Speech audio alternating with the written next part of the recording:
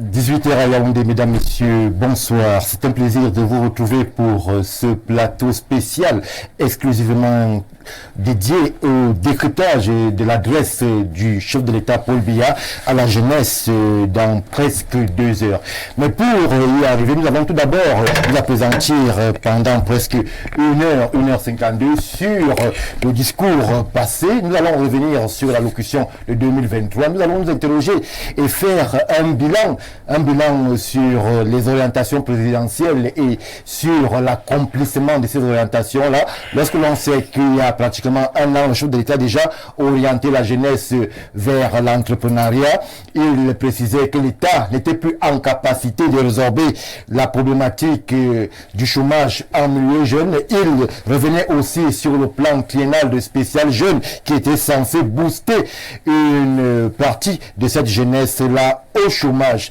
Le président Paul Biya s'exprimait alors le 10 février 2023. Nous ferons le bilan de cette allocution présidentielle tout en revenant sur les accomplissements et peut-être les manquements quant à cette orientation présidentielle. Là, ça sera le temps pour nous d'arriver vers 20h, 20h où nous allons observer un break qui va nous amener vers la chaîne nationale où nous prendrons en relais l'annonce ou l'allocution du président de la République Paul Biya dédiée à la jeunesse en ce qui concerne l'année 2024. Mesdames, Messieurs, voilà un peu le menu qui va nous justement être proposé ce soir. Presque 3 heures de direct sur Info TV. La jeunesse est au cœur de la réflexion. La jeunesse et surtout le discours du président Paul Biya est au cœur de la problématique qui va nous animer ce soir. Jeunesse, quel bilan pour 2023?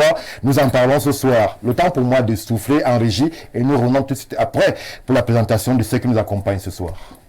Retour sur ce plateau, je l'ai dit, plateau spécial qui va nous amener sur cette sortie annoncée et rituelle du chef de l'État. Chaque fois qu'il est le 10 février au Cameroun, les jeunes attendent la parole présidentielle qui donne les orientations quant à la jeunesse, qui fixe le cap de l'année jeune. Et ce soir encore, il est annoncé une sortie, une allocution présidentielle. Et pour nous accompagner vers cette annonce, cette communication présidentielle, nous avons décidé de convier sur ce plateau 4 personnes essentiellement jeunes avec lesquelles nous allons nous appesantir sur le bilan de l'an 2023 et justement aller vers l'annonce présidentielle pour ce qui va concerner 2024. La toute première personne jeune, j'aime à le dire, que je présente ce soir est politique.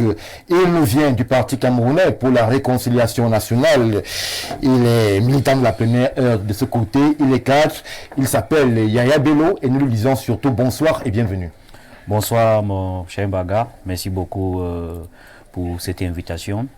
À l'occasion de ce grand rendez-vous de notre historique de notre pays qui concerne les jeunes. Bonsoir à mes co-panélistes que vous présenterez sûrement et surtout aux nombreux publics qui nous suivent actuellement, surtout aux jeunes Camerounais qui nous suivent.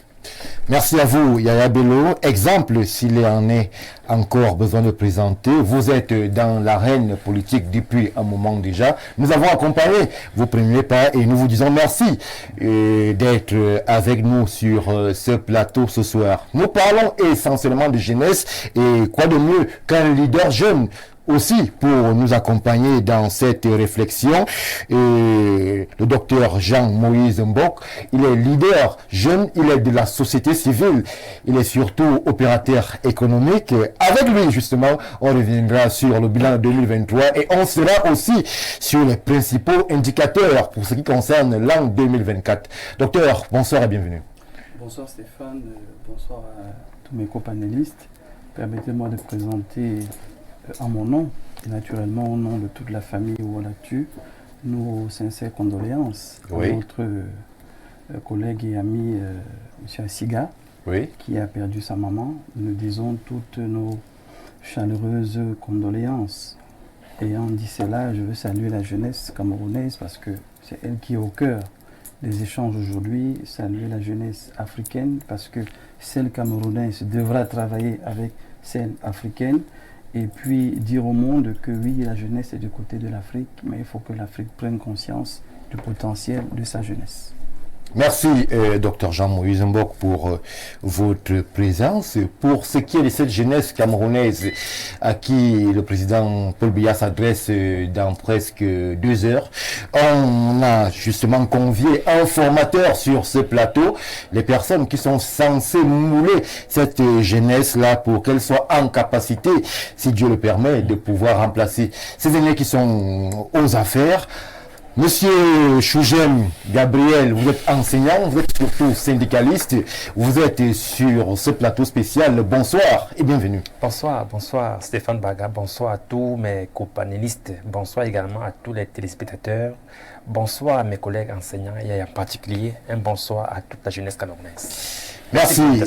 Merci, cher monsieur, d'être présent. Je termine les présentations avec un autre docteur Jean de Dieu Evouna. Il est universitaire, il est idéologue, il est surtout encadreur de cette jeunesse dont on parle aujourd'hui. Nous disons bonsoir, mais surtout bienvenue. Bonsoir, cher Barbara. Bonsoir à tous les copanélistes. Bonsoir à la jeunesse camerounaise et la jeunesse africaine. Je voudrais souligner que je ne suis pas universitaire. Je suis expert en sciences sociales. Du fait que j'enseigne dans le domaine de la religion, qui fait partie des sciences sociales. Donc, c'est quelque chose. Et en plus, je suis président d'une ONG, Organisme africain de développement des familles. Donc, c'est ça dans le cadre dans lequel j'enseigne et je porte la casquette de membre aussi de la société civile comme mon frère et ami, Dr Mbok.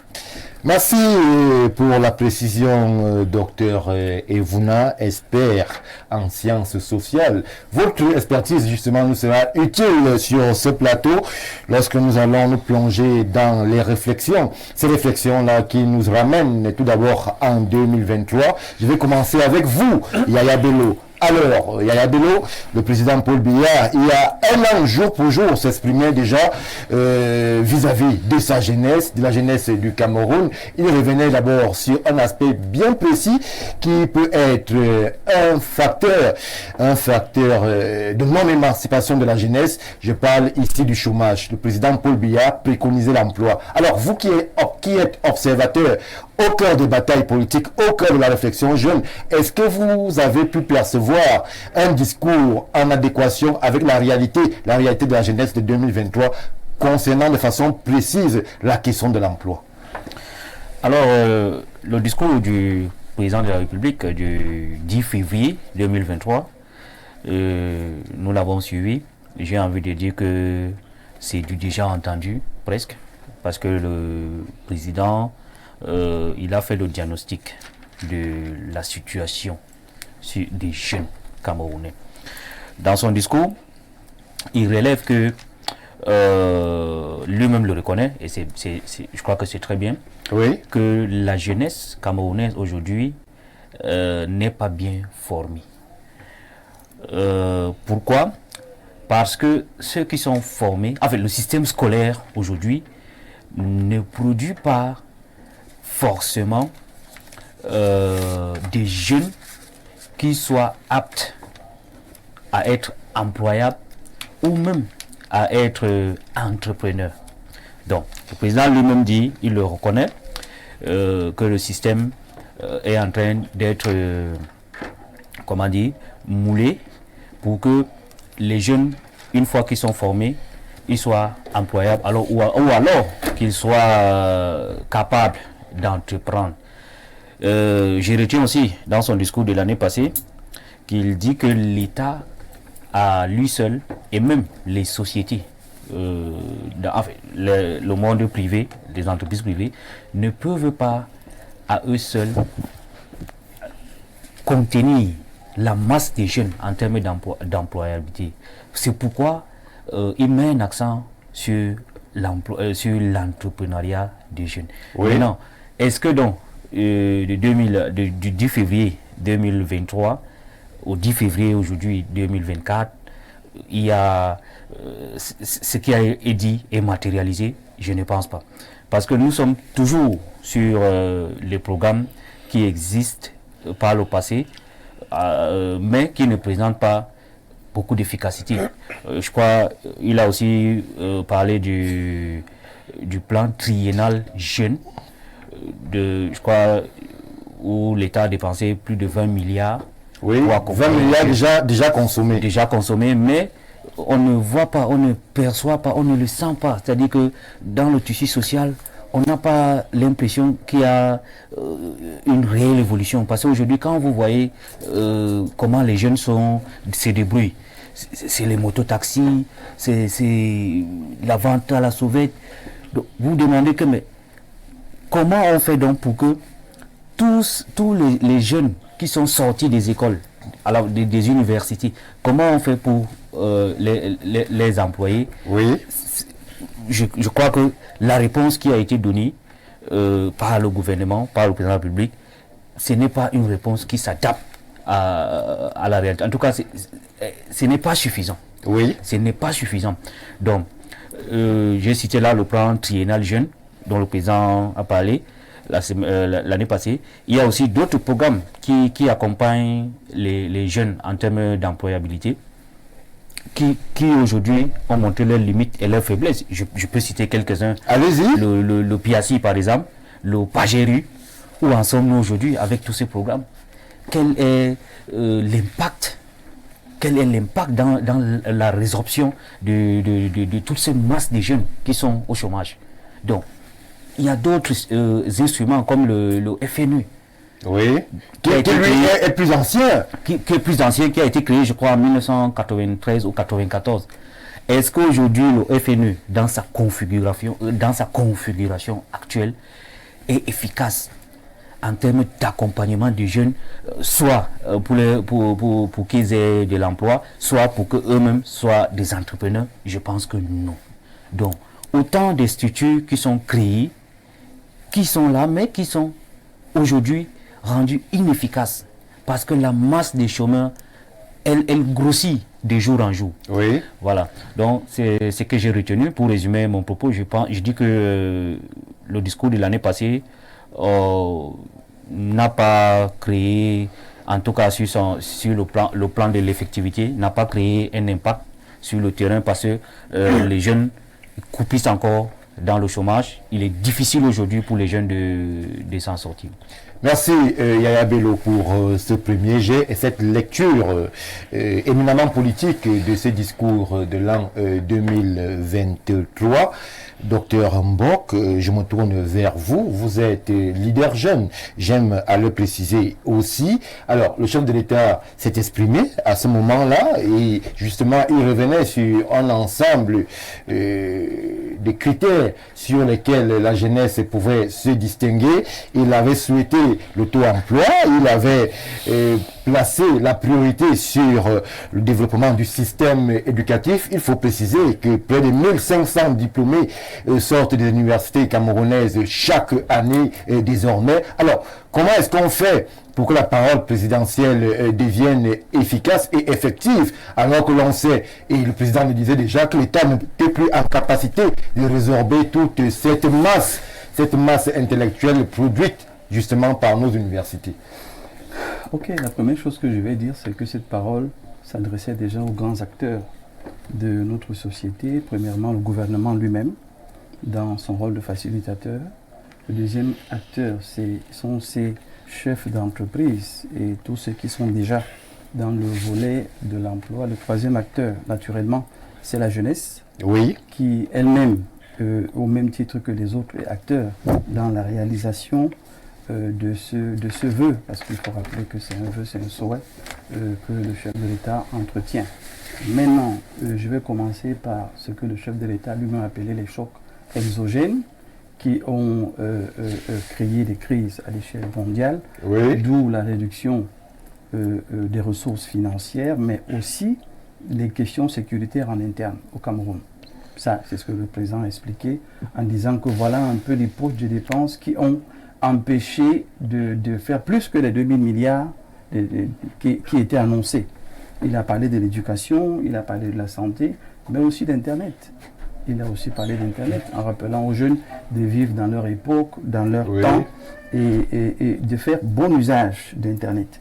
Il faut dire déjà ici que nous n'avons pas tous les éléments qui nous permettraient de faire un rendu exact au niveau des statistiques, au niveau de la réalité de l'accomplissement des projets. Mais il y a quand même une perception qu'on peut avoir, Jean-Moïse Mbok, lorsque l'on sait justement qu'il y a les projets qui ont été présentés par le politique sur le plateau, qui revenaient sur un ensemble de structures et même institutions qui sont censées accompagner la jeunesse dans une dynamique de développement et d'auto-emploi, mais qui malheureusement, selon les politiciens, peinent véritablement à atteindre les objectifs escomptés.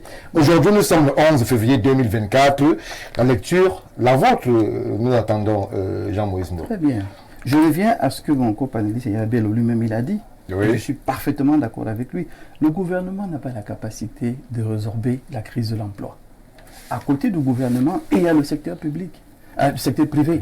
Mais à côté du secteur privé, il y a l'auto-emploi, il y a l'entrepreneuriat. Oui. Quand je dis qu'il ne faut pas venir être péremptoire sur des questions aussi sérieuses, et je ne dis pas qu'il est péremptoire, il a donné son avis. Mais je dis que moi, je ne veux pas être péremptoire en disant que rien n'a été fait, rien ne se fait, ce serait injuste. Écoutez, je suis à la Fondation Interprofesse, commissaire général des événements.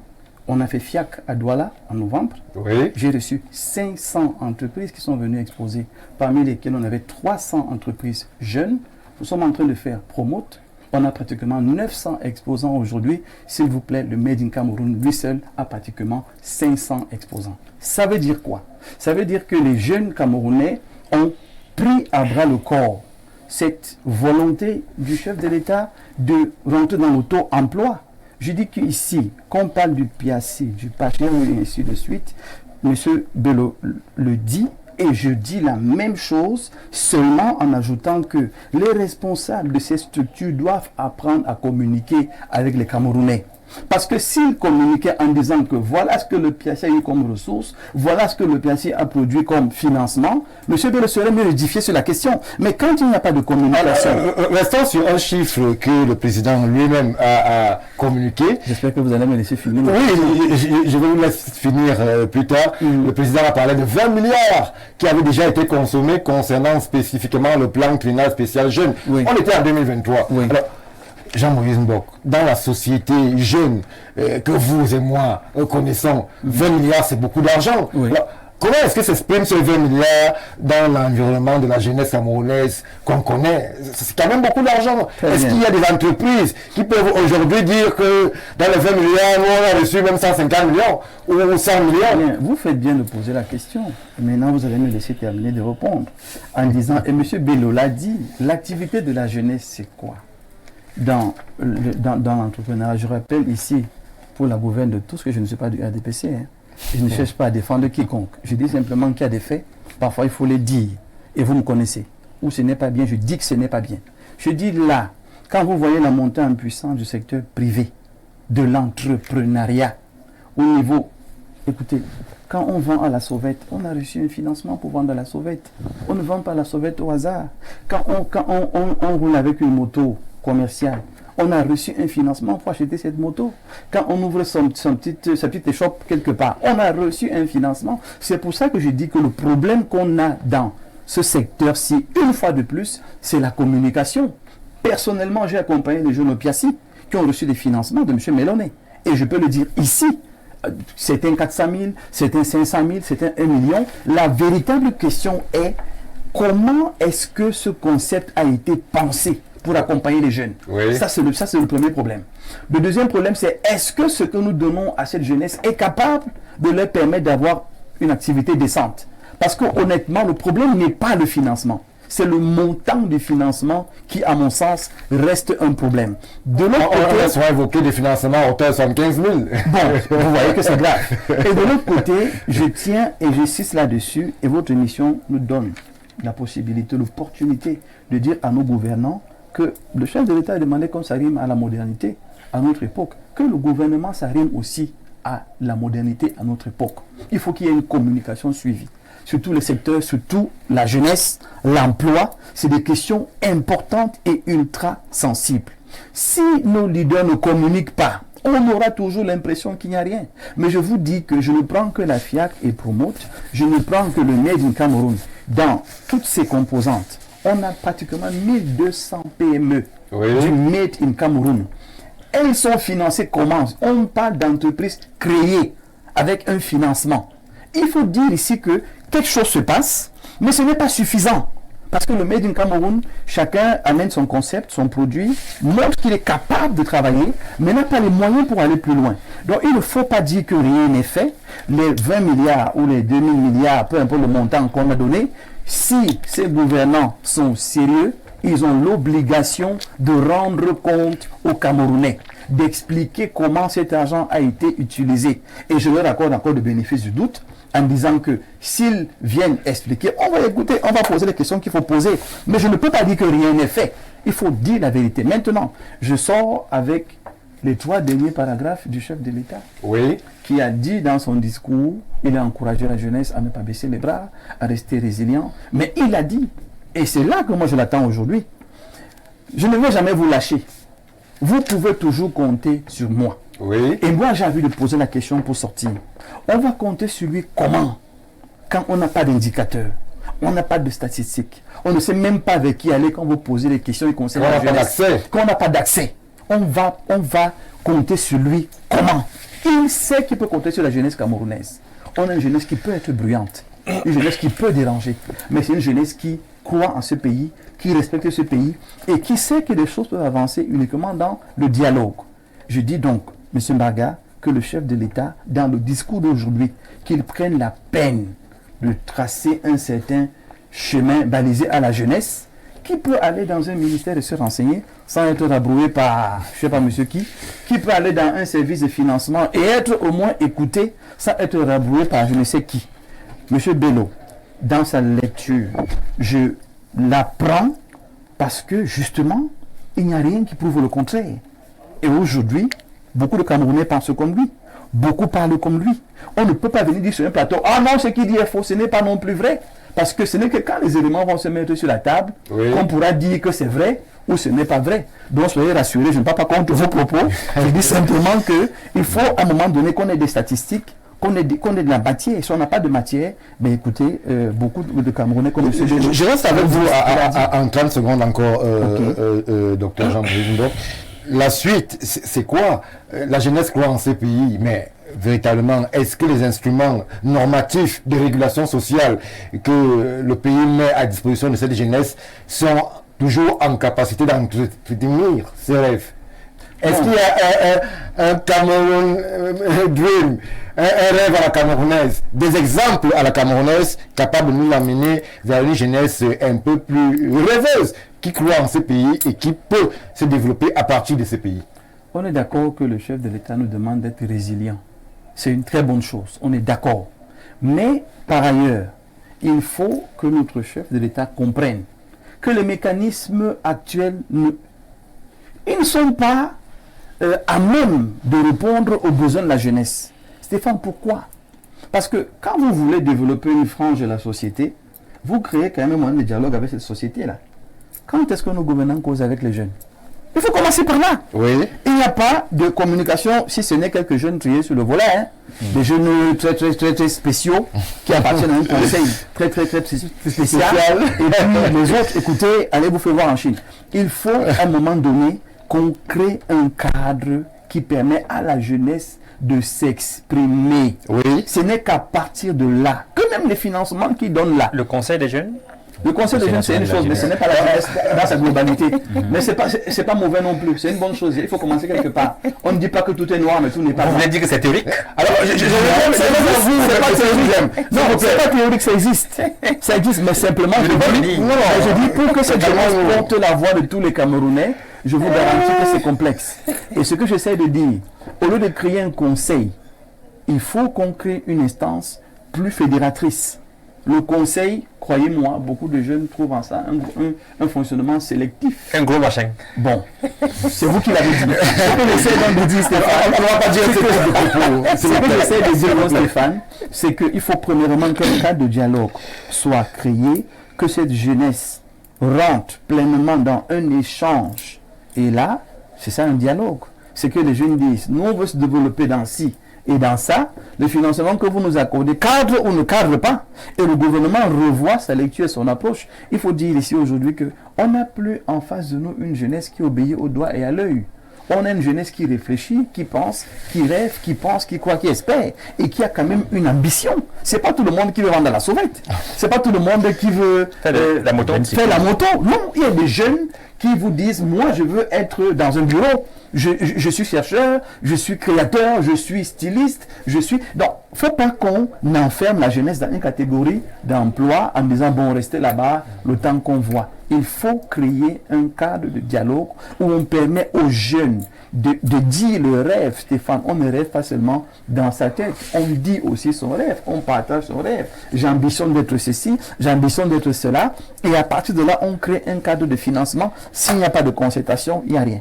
Merci Jean-Moïse Mbok. Le temps pour moi de prendre une brève respiration avant que nous revenions pour la suite de nos échanges. Retour sur ce plateau spécial, la question jeune reste toujours au centre de nos échanges et ce soir, nous poursuivons avec vous, Gabriel Chougem, sur cette dynamique jeune que veut impulser le président. 2023, des promesses et annonces ont été faites, notamment sur la qualité de l'éducation servie aux jeunes Camerounais. On a aussi évoqué la question de ces financements dédiés à la jeunesse, mais le rêve, nous en parlions ce soir avec Jean-Moïse Mbok. Ce rêve à la camerounaise est-il encore possible? Je ne vais pas donner les chiffres, mais on sait que de façon plus ou moins avérée, le pays Cameroun est en train de se vider. Qu'est-ce qu'on fait alors qu'ailleurs, on propose un meilleur avenir aux jeunes Camerounais et qu'au Cameroun, on a l'impression que le rêve s'est brisé en route et que l'État ne parvient plus à capter cette énergie jeune? Je retiens la phrase « Le pays est en train de se vider ». Ça fait venir les larmes aux yeux, forcément. Le pays est en train de se vider. Il se vide plus que ce que vous le pensez, monsieur Stéphane Baga. Ce n'est pas tous les Camerounais qui peuvent réussir à l'exemple de Nganyou, le boxeur Nganyou Francis. Oui. Et bien même quand Nganyou est arrivé là-bas en Europe pour devenir ce qu'il est, combien de personnes sont mortes dans le même bateau qu'il a emprunté pour arriver là-bas? C'est malheureux. Et pourtant, sur place, n'est-ce pas, il y a à faire. Il y a beaucoup de possibilités. J'ai compris dit ici la bouche de monsieur, du docteur Mbok. Le docteur Mbok a dit tout à l'heure, le gouvernement ne peut pas résorber la crise de l'emploi. Moi, je pense plutôt l'inverse. Et je voudrais dire que si le gouvernement ne peut pas, c'est parce qu'il y a manque de volonté politique. Oui. Je pense seulement quelques exemples que tout le monde connaît. Comment a-t-on fait pour arriver à la fermeture des sociétés telles que la Sophie Bell? Pourquoi est-ce que la SCB a disparu? La Camchip, l'ONCPB, le Fonader, Crédit Agricole, où sont parties ces sociétés-là? Moi, j'appelle ça un manque. Ce n'est pas seulement le détournement des fonds publics, ça, c'est un manque de volonté politique pour aider la jeunesse à rester sur place au pays. Voilà autant de raisons pour lesquelles les jeunes s'en vont. Et même dans le cadre du contexte des enseignants, oui, c'est même pire. Ils sont nombreux qui vont au Canada, en Amérique du Nord. Vous voyez? Est-ce que vous savez que le salaire qu'un Camerounais gagne là-bas au Canada est le quadruple de ce que nous gagnons au Cameroun? On n'a pas fait l'étude comparative du Canada et du Cameroun. Je voudrais ajouter ceci. Est-ce que vous savez qu'en 2020, l'État a perdu 16 milliards de francs CFA en termes d'émissions à l'étranger? Donc ce n'est pas la ressource financière qui manque pour créer l'emploi sur place et puis maintenir la jeunesse sur place. C'est un manque de volonté politique, n'est-ce pas, auquel on peut associer, n'est-ce pas, la mauvaise gouvernance. Oui. Oui, c'est ça le problème. Et vous voyez, le renouvellement du parc automobile de la préfecture tous les 2 ans. Vous savez combien de milliards ça prend? Ça sert à quoi, ce parc automobile-là? Ça sert à quoi? Donc, trop de dépenses inutiles. J'ai compris parler, n'est-ce pas, de Piassi, de Pagé-U. Ça, c'est des gros machines. Donc, je dis qu'il y a un manque de volonté politique au Cameroun pour résorber, n'est-ce pas, le problème de chômage de la jeunesse. Alors, je reste avec vous, Michel Gabriel Chougem, le chef de l'État. Encourager la jeunesse camerounaise vers l'entrepreneuriat. Est-ce que vous pensez qu'il y a un cadre qui favorise l'émergence de cet entrepreneuriat-là, lorsque l'on sait que la pression fiscale, elle a encore été dénoncée il y a quelque temps par le GICAM, le groupement interpatronal camerounais, qui se plaignait de cette cagnotte fiscale qui faisait le bonheur de nos amis inspecteurs des impôts et autres, mais qui appauvrissait le tissu économique camerounais. Est-ce que vous pensez que le cadre normatif permet à ce qu'on puisse avoir un jeune en capacité de se développer et qui puisse trouver un accompagnement fiscal de l'État du Cameroun? Bon, on ne peut pas dire que rien n'est fait, mais ce qui est fait est minable. C'est minable vraiment. je vais encore continuer, n'est-ce pas, à parler, à marteler sur le manque de volonté politique pour résoudre ces problèmes-là. Oui. Vous voyez, tout à l'heure, j'ai parlé du Conseil national de la jeunesse qui existe, qui est même une bonne chose. Mais lorsqu'on regarde le contenu, je ne dis pas que c'est un gros machin. Moi, je n'ai pas dit ça. Je n'ai pas dit ça. Je refuse de dire ça.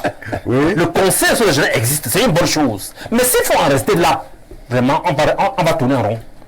Et savez-vous qu'il y a des lignes budgétaires qu'on appelle ligne 94, ligne 57, qui boivent des milliards de francs CFA chaque année, au vu aussi de tous. Donc vraiment, je voudrais appeler mes compatriotes à un sursaut de patriotisme. Vous appelez qui? Vous interpellez qui? Les dirigeants, le gouvernement. notamment le personnage, M. Biya. C'est lui qui a le manette. C'est lui, n'est-ce pas, qui a des leviers. C'est lui qui a les cordes. Il est l'alpha et l'oméga. M. Biya, c'est lui. Et fatalement, c'est lui. Le président Biya, le personnage Biya. Merci, M. Chougem. Je me tourne vers le docteur et Voudin. Alors, aujourd'hui, la jeunesse camerounaise semble un peu perdue à la croisée des chemins. Un avenir quasi assombri dans son pays, malgré que Jean-Maurice Mbok nous précise qu'il y a des efforts qui sont faits. Mais ailleurs, on lui propose monts et merveilles. Qu'est-ce qu'on fait lorsqu'on est jeune au Cameroun en 2024? Pas de concours, pas d'accompagnement, ou très peu. Alors, le Canada et autres destinations occidentales vous font des yeux doux. Qu'est-ce qu'on fait? Qu'est-ce que vous, en tant qu'expert des sciences sociales, préconisez à cette jeunesse-là? Monsieur Mbarga, lorsque on regarde le discours de 2023, je dois dire que Monsieur Bello a dit que c'était déjà entendu. Je dis que non, c'était pour la première fois. Moi, je me suis rendu compte que le chef de l'État a parlé avec le cœur et il a fait un diagnostic. Il était vrai dans ce qu'il dit. En 2023. Le discours du 10, parce qu'il fait d'abord l'État, il démontre comment père, il développe l'état psychologique de la jeunesse. Lui-même dit qu'il trouve que sa jeunesse doute. Et c'est pas normal qu'elle doute au vu du contexte. C'est un père qui vous dit, donc c'est vrai. Donc il vous dit, il vous donne des affirmations que ne doutez plus. Ça veut dire qu'il doute. Nous faisons là une analyse de son discours. C'est-à-dire, s'il dit que ne doutez plus, ça veut dire qu'il doute. Lui-même. Non, pas lui. Il est en train de motiver sa jeunesse parce qu'il fait un constat. Oui. Vous savez, le diagnostic, c'est généralement un bilan. C'est comme un médecin qui a essayé, parce que le discours du chef de l'État, c'est quoi? C'est qu'on ne peut plus évoquer les piazis. Le discours, s'il a balayé. Pourquoi on ne les évoque pas? Parce qu'il veut dire que ça a échoué. Il faut le compte rendu. Non, c'est le diagnostic qui nous prouve que le Piazzi et autres ont échoué. Ce discours de 2023 était le discours de rupture avec ces politiques qui n'ont rien donné, qui n'ont rien produit. Ces politiques, quand je parle des politiques publiques à l'endroit de la jeunesse. Oui. Donc Piazzi et autres, non, le bilan est négatif. C'est ce que ce discours veut dire. Le discours de l'année dernière. Et maintenant, le constat est simple, c'est que son peuple, je veux dire, sa jeunesse est découragée. Sa jeunesse n'est pas éduquée parce qu'il dit il faut vous éduquer. Quand il dit qu'il faut vous éduquer, ça veut dire que si mon père me dit il faut t'éduquer, ça veut dire qu'il a fait un diagnostic que je ne me suis pas éduqué. Ou alors mon éducation a raté quelque part. La faute à qui? Au papa. Bien sûr. Je réponds. C'est clair. La faute au papa. Mais c'est encore bien parce que c'est le papa. Ça sort de la bouche de qui? Du papa. Oui. Donc, il parle de découragement. Il parle de créativité. Ça veut dire qu'il parle de vertu et de créativité. Ça veut dire que sa jeunesse n'a pas de vertu. Il parle de discipline. Ça veut dire que sa jeunesse n'est pas disciplinée. C'est sur le plan psychologique qu'il faut d'abord lire le discours du chef de l'État de l'année dernière pour comprendre que au niveau donc des investissements, est-ce que la jeunesse a donc compris? En un an, est-ce qu'on pouvait s'attendre à un résultat? Non. Non, pourquoi? Parce que c'est comme un bilan de santé. Un médecin qui dit, nous avons essayé le paracétamol, ça n'a pas donné. Nous avons essayé l'aspirine, ça n'a pas donné. Nous avons essayé ceci, ça n'a pas donné. Mais nous allons essayer autre chose. Autre chose, donc, je voudrais dire à mon cher collègue et frère, bon, que si aujourd'hui, il n'y a pas de taux d'employabilité de ces investissements, ce n'est pas à vous de nous dire aujourd'hui qu'ils communiquent. S'ils ne veulent pas communiquer, ça veut dire qu'il n'y a rien. Non, ils n'ont pas le choix. Ils n'ont pas le choix. Ils doivent communiquer. Ils doivent rendre compte. Ils doivent rendre compte. Mais je dis donc, ça. non, attendez, je dis donc que si jusqu'au 10 février 2000, Ça veut dire qu'il n'y a pas de contenu. il n'y a pas de contenu. Là, c'est aussi trop facile de dire ça. Mais c'est trop facile parce qu'ils ne nous communiquent pas. Si le papa a fait un diagnostic en tant que médecin et qu'il a donné des responsabilités à ses frères, je peux dire, comme un chef de à ses notables, Oui. d'apporter des solutions. Et que nous sommes rendus au 10 février 2024. Qu'aujourd'hui, il n'y a pas de communication, chers frères, il n'y a rien. Il n'y a pas de rendu. C'est négatif. C'est négatif. Suis-je pour défendre le gouvernement? Il faut le dire. Parce que si nous sommes ici, il faut comme c'est le diagnostic. Donc le médecin, ça veut dire le résultat c'est quoi? La maladie a continué, il n'y a pas eu de remède. Et les remèdes qu'on a essayés en un an n'ont pas produit puisque nous constatons que le médecin en chef ne communique pas et nous ne sommes plus un bilan de santé. Est-ce que On va être patient, le médecin en chef va communiquer tout à l'heure à 20h. Il fera c'est notable, ne nous disent rien jusqu'à présent. Lorsqu'on parle de 11 000 projets investis, financés pour 20 milliards, le ratio c'est quoi? C'est combien? Et maintenant, quel est le taux d'employabilité? Parce qu'un projet, c'est une question d'emploi. Oui. Si on me finance un projet où je suis le seul à bénéficier et à être employé, je pense qu'il y a un problème. Il y a un problème. Quel est le taux d'employabilité dans tous ces, sur ces 11 000 projets? Oui. Nous attendons le résultat. C'est-à-dire qu'on nous dise que 11 000 projets ont été financés à hauteur de 20 milliards. Le ratio était de tel et il y a eu tel résultat en termes d'emploi. Une autre chose que je vais dire, il est très facile de parler et de demander aux jeunes de s'auto-employer. Mais la question est la suivante. Si à 35 ans ou à 30 ans, j'ai créé une entreprise et que je n'épargne pas, quelle sera ma retraite? Vous savez, il faut en amont pouvoir permettre à ceux qui s'auto-emploient d'épargner et d'avoir une retraite. Je crois que la CNPS a prévu ça. A prévu quoi? Oui, il y a un système, même ceux qui ne sont pas de la fonction publique. Je pense donc que nous sommes encore là au niveau de la communication. Ça veut dire si j'ai mon entreprise. C'est vrai, je suis d'accord avec vous. Si j'ai mon entreprise. Parce que il y a plusieurs projets qui sont financés. Mais les jeunes abandonnent. Vous savez pourquoi? Non. Parce qu'il se rend compte qu'il va s'investir. Mais à un moment, quand ça va échouer, il aura épargné combien? Est-ce qu'il va repartir pour faire un autre projet? Mais lorsqu'on a déjà épargné et qu'on est sûr que on peut être soutenu par... parce qu'un projet doit aussi être assuré. Est-ce que le financement assure le projet? Pourquoi? Parce que si un projet échoue, il faut qu'il soit relancé. Il faut que, par l'assurance, que l'assurance puisse permettre que le promoteur relance le projet. Toutes ces choses, quand vous parlez du PIASI et autres, ils n'ont pas mis ça dans le package. Il faut l'assurance, il faut l'épargne. Il ne s'agit pas seulement quand vous me donnez 10 milliards et que je puisse assurer que je réussisse. Rassurez-moi. Donnez-moi les mécanismes qui vont permettre que je puisse réussir. C'est ces mécanismes qui ont manqué au PIASI et aux autres structures. Mais si aujourd'hui, voici un projet. Parce que moi je pense, la jeunesse, voici un projet de construction de 10 bassins agro-pastoraux. Oui. Pour une capacité de 100 000 emplois. 10 bassins agro-pastoraux à hauteur d'1 milliard. Dans l'ensemble du territoire national? Oui. Fait par l'organisme africain de développement des familles, dont je suis le président. Voici mon frère, j'ai reçu, je suis venu vous voir, dans votre bureau, un préfinancement à hauteur de 180 milliards pour des frais 180 milliards de francs CFA. Oui. Un préfinancement, il est témoin. Voici le business plan. Mais on me demandait simplement de payer des frais notariés. Je n'ai pas pu, parce que je ne suis pas millionnaire. J'ai couru à gauche et à droite. Qui pour payer? Vous savez, financer des petits projets ne peuvent pas rassurer l'emploi jeune. Il faut faire des projets de cette envergure. qui peuvent permettre non seulement de faire l'emploi massif, mais aussi d'assurer la retraite de la jeunesse.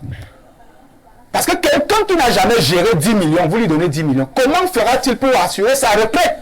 Merci, Monsieur Evouna. Nous sommes là toujours sur la problématique jeune. Nous évoquons les difficultés auxquelles cette jeunesse se retrouve confrontée.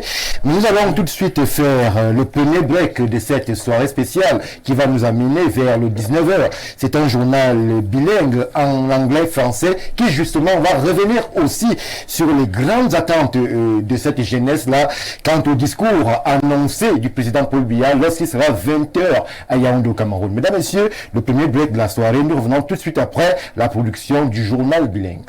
Retour en direct sur cette édition spéciale où la jeunesse est à l'honneur. Nous revenons après la brève interruption dédiée au journal où vous avez pu prendre l'appréhension et surtout les attentes de la jeunesse quant à l'allocution présidentielle qui vous sera restituée aux encablures de 20h. 20h heure de Yaoundé au Cameroun. Mais pour ce qui est de nos échanges, nous poursuivons avec la thématique qui meublait cette première partie d'édition spéciale. Nous étions sur le bilan 2023 de la jeunesse au Cameroun eu égard aux orientations présidentielles et la parole était avec vous, Yaya Bello. On poursuit. Nous savons que les discours présidentiels sont très attendus. On sait que la jeunesse camerounaise appréhende ces moments, ces instants. On sait aussi que cette jeunesse-là, à un moment donné, commence à se poser des questions quant à l'application de ces orientations présidentielles. Alors, Yaya Bello, nous sommes à pratiquement 17 minutes de l'allocution présidentielle. Qu'est-ce que vous attendez que le président Paul Biya vous dise, vous, en tant que jeune? Non, en tant que jeune, nous voulions que le président de la République fasse déjà un bon diagnostic. C'est-à-dire un diagnostic profond sur le mal-être des jeunes Camerounais, surtout au niveau de l'accès aux emplois ou bien de l'auto-emploi. Donc, si je reste sur le discours de l'année passée, rapidement, le président, il a pris conscience de ce que les jeunes sont en difficulté. Les jeunes Camerounais meurent sur la voie, dans le désert, dans la Méditerranée. Tout simplement parce qu'il n'y a pas d'espoir, il n'y a pas d'espérance au Cameroun. Donc, il n'y a pas d'espoir, il n'y a pas d'espérance au Cameroun, selon vous? Oui, pour la grande majorité des jeunes. Déjà, il n'est pas facile aujourd'hui de se faire former. Parce que les parents, les familles dépensent énormément pour que les jeunes soient formés. Maintenant, une fois qu'on est formé, être employé, être employable, ou alors s'auto-employer, devient difficile. Donc, le jeune Camerounais qui suit aujourd'hui le président de la République attend de lui des solutions concrètes. Oui. Attend que le président de la République fasse le point évaluatif sur le dispositif mis en place pour accompagner les jeunes dans l'emploi ou l'auto-emploi. Parce que nous dit que l'État a dépensé, par exemple, 20 000 milliards, qui est énorme, parce que 20 000 milliards, en fait, 20 milliards, c'est 20 000 millions. Je crois que c'est comme ça. Oui. 20 milliards, c'est 1000 millions. Donc 20 000 millions. On ne ressent pas l'impact. Nous avons vu la communication, les sorties du ministre de la Jeunesse de temps à autre dans l'arrière-pays, où il vous dit que dans le cadre du plan triennal jeune, il offre un ordinateur de roues aux jeunes. Ça, ce n'est pas impactant. Ça ne peut pas révolutionner la situation des jeunes aujourd'hui. Si c'est ça là le plan triennal, moi je crois que c'est un échec. Il faut revoir ça. Donc il faut faire une évaluation de ces politiques mises en place pour voir qu'est-ce qui n'a pas marché et comment on peut redresser la barre pour éviter que nos jeunes aillent mourir dans le désert, dans la Méditerranée. Parce qu'aujourd'hui, ceux qui sont chanceux vont au Canada, aux États-Unis, parce que sur place, c'est difficile. Donc, ce que donc j'attends pour conclure sur cette question, c'est que le président de la République apporte des solutions concrètes. Ce qui n'a pas marché doit être rapidement réparé pour que les jeunes aujourd'hui au Cameroun retrouvent de l'espoir, de l'espérance. il faut aussi réformer le système éducatif camerounais. Je crois que le président lui-même l'année passée a mentionné cela, que le système éducatif doit être revu. Parce que on a mis en place le système LMD en 2007 ou 2008 pour répondre aux besoins de professionnaliser les enseignements. Aujourd'hui, plus de 10 ans après, est-ce qu'on pense que le système éducatif, en tout cas pour ne parler que du LMD, est-ce qu'il est efficace? Moi je crois qu'il n'est pas efficace. Donc il faudra réformer le système éducatif. La réforme du système éducatif ne tient pas seulement à la multiplication des instituts universitaires, parce que la création des instituts universitaires répond, disons, aux besoins de formation de masse. Mais il faut que cela soit, comment dire, impactant pour le milieu, pour le tissu socio-économique. Merci Yaya Bello. Je précise pour tous ceux qui nous regardent que vous êtes sur Info TV et vous faites bien d'y rester parce que dès 19h55, nous prendrons en relais le média national pour vous permettre à vous tous, vous toutes jeunesse camerounaise, d'être en phase avec la communication présidentielle qui vous concerne particulièrement. Mais pour l'instant, nous continuons d'épiloguer sur ce bilan de l'an 2023 en ce qui concerne particulièrement le volet jeune et les questions dédiées au financement. Jean-Moïse Mbok, c'est la même rengaine à chaque fois que le président s'apprête à prendre la parole. Les jeunes s'interrogent, où sont passés les financements? On nous parle de 20 milliards, mais beaucoup disent que 20 milliards c'est beaucoup, mais 20 milliards répartis comment? Quels sont les critères pour accéder à ces financements étatiques, alors que beaucoup prétendent que parfois, pour être appelé à ces financements, il faut faire tout, mais sauf ce qui est attendu. Je vais reprendre ce que le chef de l'État lui-même avait dit. Vous vous souvenez, à Ibrahim Amo, lors de ce sommet international, où il disait que mon pays est compliqué. Je vais dire ici que certains responsables sont compliqués. Ils sont compliqués parce qu'ils ont une gestion, on se demande sur quelle planète ils l'ont apprise. Parce que non seulement il y a l'opacité dans l'information, quand elle est quasi absente, il y a une non-transparence, même dans le montage de dossiers, parce que pour être éligible, il y a un ensemble de pièces qu'il faut fournir.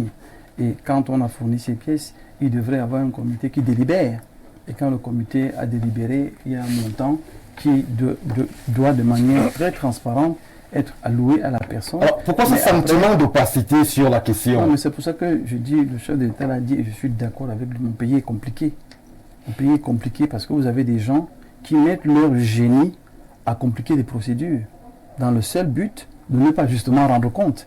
Parce que si on rend compte, on va exposer les micmacs, on va exposer ce qui n'est pas, ce qui est honteux, ce qu'on ne doit pas dire en mondovision. Il faut dire ici que parce que les gens ont choisi d'être compliqués, de compliquer le travail, de compliquer les missions, de compliquer les commissions, les bénéficiaires finalement n'ont que leurs yeux pour pleurer dans certains cas. Parce que quand les choses sont claires et qu'elles sont transparentes, et je veux ici ouvrir une parenthèse que j'ai rapidement refermée, le dernier promote, en fait, ce promote qu'on est en train d'organiser, nous sommes allés au Minepat. On a eu une séance de travail. Le ministre a dit tous les Camerounais doivent bénéficier de l'appui du gouvernement parce qu'il y a 100 PME qui sont appuyés par le gouvernement pour participer à Promo. Le ministre a dit vous me créez un lien, vous ouvrez à toutes les administrations, tous les Camerounais peuvent soumissionner et il faut constituer un dossier, montrer qu'on existe et ainsi de suite. Ça a été fait de manière claire et transparente. Le Minepat, le Mincommerce, le Minesa ont été impliqués dans la chaîne. Toutes les entreprises, le fichier était là et il est resté. C'est comme ça qu'on doit travailler, de manière claire, de manière transparente. Mais si dans des commissions où on doit accorder des financements aux gens, rien ne se communique officiellement, rien ne se communique ouvertement, même pour vous remettre l'argent, on vous tire dans un bureau pour vous donner en cachette, c'est tout ça qui rend la chose compliquée. Et si nous voulons que les efforts du gouvernement soient appréciés, reconnus à leur juste valeur, il faut que le gouvernement lui-même change de procédure, qu'il change d'approche. Tout à l'heure, on parlait d'agriculture. Le chef ne fait que dire la terre ne trompe pas, rentrer au village, ainsi de suite. Moi, je vais suggérer, M. Yaya l'a dit, je suis d'accord avec lui, le diagnostic. Mais on est d'accord que pour faire un diagnostic, il faut le médecin, il faut le patient.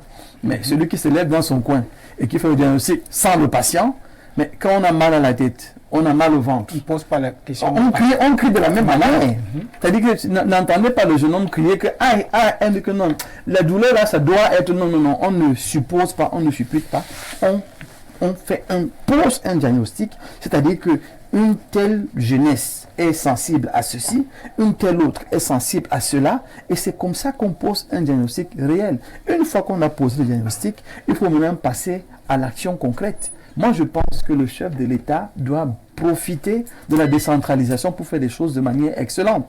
On dit aux jeunes de rentrer au village. Mais quelles sont les charges principales d'un jeune? C'est le loyer. Ce sont des charges de lumière et d'eau. Mais si vous créez les logements sociaux dans ces villages, et que ces jeunes qui justifient d'1 hectare, 3, 4, 5 hectares, qui montrent qu'ils sont dans l'agriculture, bénéficient de ces logements-là, même à prix réduit, de 5 000 ou de 10 000, on a des forages. Parce que s'il faut compter sur la société de l'électricité, on sait de quoi on va parler. On fait des panneaux solaires. On a un potentiel hydraulique incroyable dans ce pays. Mais qu'on arrête de prendre l'argent, de prendre 100 milliards, de le mettre à un ministre pour dire partage comme si c'était l'argent de Djangui, mais qu'on dise que dans tel village, on construit tel logement, on construit telle facilité, et maintenant quand les jeunes reviennent, c'est de manière claire et concrète. Merci Jean-Maurice Mbok. Très rapidement, M. Chougem, avant que M. vous n'en prenne la parole, en 2 minutes, nous sommes pratiquement à 7 minutes de la locution présidentielle. Qu'est-ce que vous attendez que le président Biya vous dise, à vous jeunes et peut-être moins jeunes? Beaucoup de choses. Nos attentes sont plurielles. Il faut, n'est-ce pas, qu'on revienne rapidement à des meilleurs sentiments au niveau des enseignants. Oui. N'est-ce pas, qu'on essaie, n'est-ce pas, de donner déjà la date de la tenue du Forum national de l'éducation que nous attendons depuis. Et nous voulons une date assez proche, dans les prochains jours ou dans les prochaines semaines. Ouais. Voilà. Nous voulons également que les 96 milliards débloqués par le ministre Moutazi, comme il a dit lui-même, pour les enseignants, soient effectivement, n'est-ce pas, vraiment gros but. Et que d'ici le mois d'août 2024, qu'on ne parle plus de problème d'enseignants au Cameroun. Ça, c'est les déclarations du ministre des Finances Moutazi. Oui. Pour qu'à partir de septembre 2024, que l'année scolaire au Cameroun soit, n'est-ce pas, tranquille. Voilà pourquoi nous avons demandé à tous les enseignants du primaire et du secondaire de vaquer normalement à leurs occupations quotidiennes depuis janvier jusqu'en juillet prochain. Nous voulons également, n'est-ce pas, que le chef de l'État, n'est-ce pas, puisse essayer qu'il ait un œil regardant sur le fonctionnement de son gouvernement. Il n'est pas concevable qu'un ministre fasse 10 ans, 20 ans au même poste. Tout cela crée, n'est-ce pas, un cafouillage. Nous voulons également que la lutte contre la corruption devienne palpable. Notamment, il faut éteindre ce massacre des lignes 94, 57, ainsi de suite. On revient vers vous. Il y a beaucoup de choses. On revient vers vous. N'est-ce pas, aux histoires de Kangate, Covid-Gate, ainsi de suite. On revient vers vous, cher Michel Chougem. On reste ce soir focus sur la question jeune. Jean de Dieu Vounard, en 1 minute 30. Justement, allons-y sur les attentes que vous, en tant que formateur jeune, attendez de la part du chef de l'État qui s'exprime, je l'ai dit, dans 6 minutes. Changement de paradigme dans l'approche du financement des projets jeunes. Voyez-vous, un financement de 20 milliards peut créer une unité de production dans le domaine artisanal et employer environ 10 000 jeunes. Je prends un exemple. Nous avons ici, chacun d'entre nous porte une ceinture certainement. Oui. Vous imaginez que nous n'avons pas... Ces ceintures sont produites, sont importées. Et que nous avons des artisans, et nous avons du bétail, et que nous sommes capables de transformer, je parle seulement une seule unité de production. Quand vous prenez 25 milliards, vous donnez à un administrateur. Vous voulez nous dire que vous voulez transformer tous les jeunes en managers. Vous, monsieur, mon frère, vous êtes à la tête d'une structure que je connais. C'est facile de gérer une structure. C'est une mauvaise approche de dire que les jeunes peuvent s'auto-employer. Il faut créer des unités de production d'emplois massifs. Dans le domaine de l'artisanal. Monsieur Vounard, permettez-moi. Non, je ne vais pas vous permettre puisque nous sommes obligés de reprendre l'antenne et justement pour... allez, je vous donne encore 30 secondes avant de chuter. Donc il faut créer des unités de production. Quand vous prenez 100 milliards, comme le disait M. Mbok, vous donnez à un ministre pour partager comme les arachides, à des jeunes inexpérimentés. Vous sous-entendez que vous êtes en train de promouvoir l'auto-emploi. Je dis bien un jeune qui n'a pas encore touché 10 millions. Comment pourra-t-il les gérer? Ces 100 milliards peuvent faire au moins 4 unités de production dans le domaine de l'agriculture, dans le domaine de l'artisanat, dans le domaine des chaussures, des ceintures, qu'est-ce que je veux dire, de la transformation des peaux du bétail, du cuir. Monsieur Zuma, à ce niveau encore, il y a des informations aussi qui parfois à charge circulent contre certains jeunes qui auraient reçu des financements, mais qui, une fois le financement reçu, font dans la nature. C'est pour cela qu'il n'est plus bon de remettre. J'ai dit que ces jeunes les jeunes ont été formés avec ceux qui portent des matricules.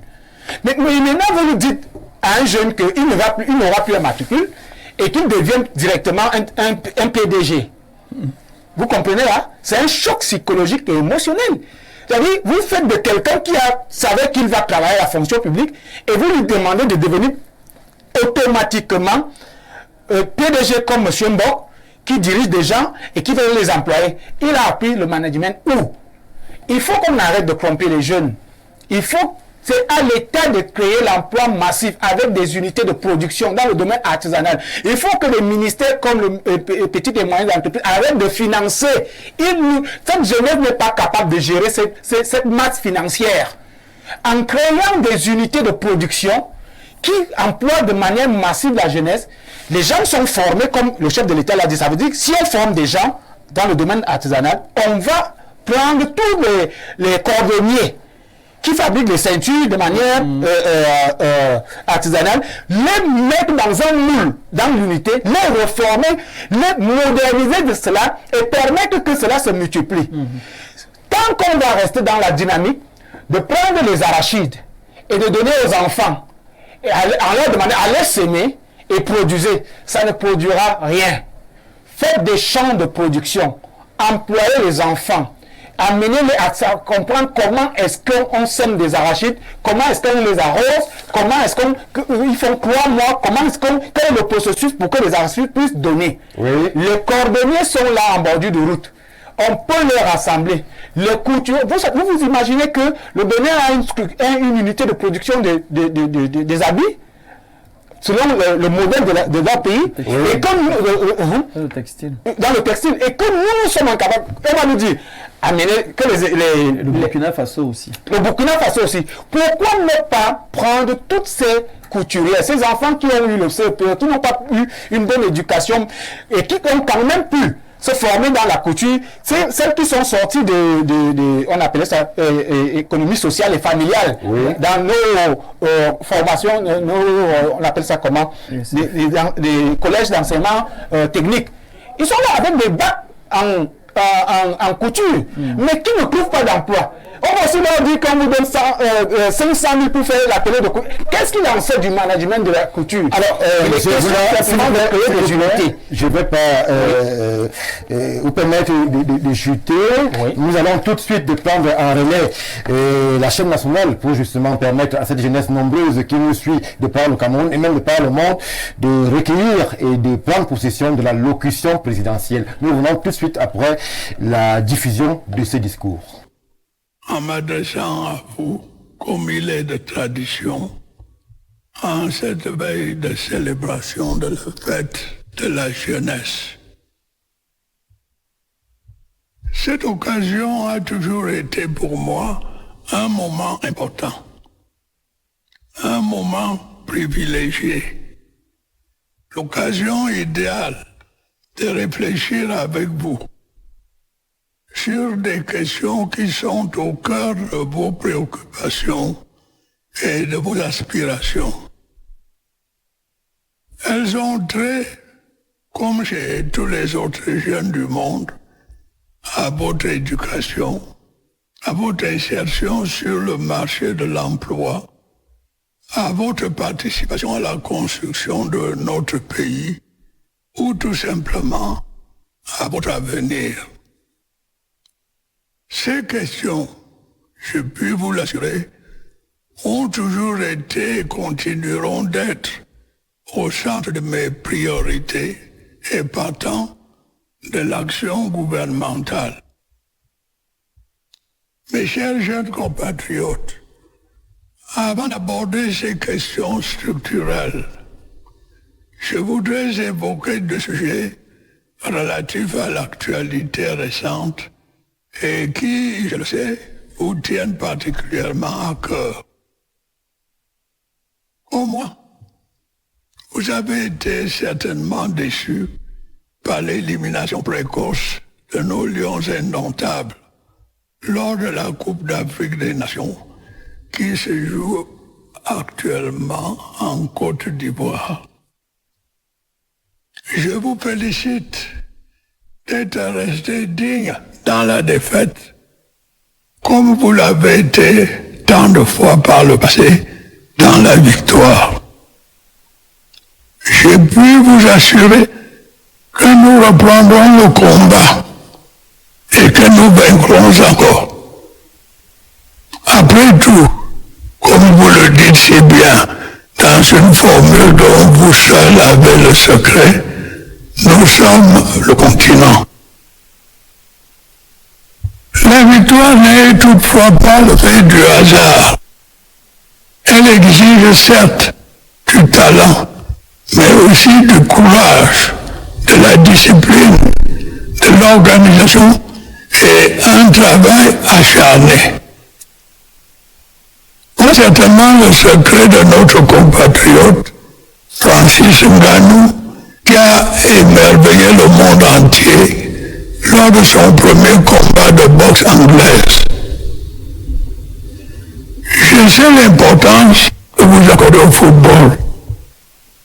L'État, dans le contexte difficile qui est le nôtre, consent de lourds sacrifices financiers à cet égard. Il est donc en droit d'exiger une meilleure organisation et de meilleurs résultats.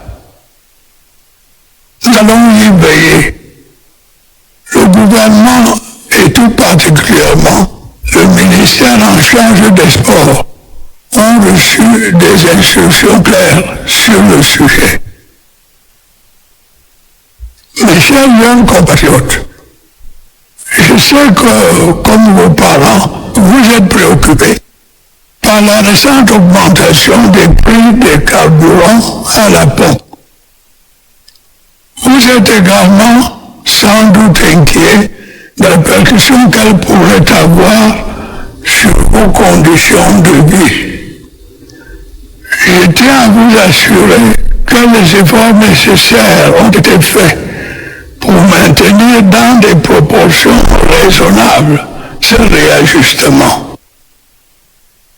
Afin de préserver le pouvoir d'achat des ménages, j'ai également donné des instructions pour geler les prix du gaz domestique et du pétrole lampant. Vous devez savoir que cette opération s'est avérée inévitable en raison des contraintes budgétaires actuelles et de notre souci d'éviter les pénuries. En dehors des différentes mesures d'accompagnement que j'ai décidées, des discussions constructives se poursuivent entre le gouvernement et ses partenaires sociaux. Elles visent à préserver la viabilité des activités des secteurs concernés et les intérêts des usagers et des consommateurs.